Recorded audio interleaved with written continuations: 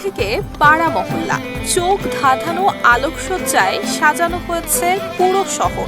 সরস্বতী পূজাকে ঘিরে মনোমুগ্ধকর এই লাইটিং দেখতে ছুটে আসছে শিশু কিশোর সহ নানান বয়সের মানুষ। সরস্বতী পূজাকে কেন্দ্র করে মাদারীপুর শহর জুড়েই যেন উৎসবের আমেজ।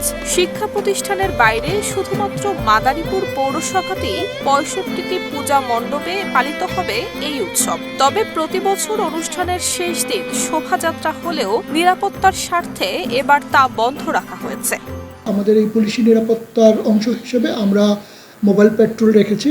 আমাদের মোড়ে মোড়ে চেকপোস্ট থাকবে এবং পূজা মণ্ডপ কেন্দ্রিক কিছু ডিউটি থাকবে, যাতে করে বহিরাগত কেউ উৎপাত না করতে পারে, কিশোর গ্যাং ইভটিজিংয়ের মতো ঘটনা না ঘটতে পারে। এই বিষয়গুলো আমরা গুরুত্ব সহকারে দিচ্ছি। এদিকে দর্শনার্থীদের জন্য লালন গীতি, জারি গান, কৌতুক অভিনয়, নৃত্য, জাদু প্রদর্শনী সহ নানান আয়োজন রেখেছে পূজা উদযাপন পরিষদ। ২৩ জানুয়ারি শুরু হওয়া এই ধর্মীয় উৎসব শেষ হতে যাচ্ছে আগামী ২৫ জানুয়ারি সাংস্কৃতিক অনুষ্ঠানের মধ্য দিয়ে।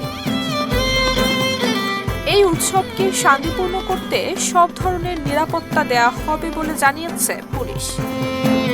নুসরাত জাহান মেহেক, ঢাকা পোস্ট।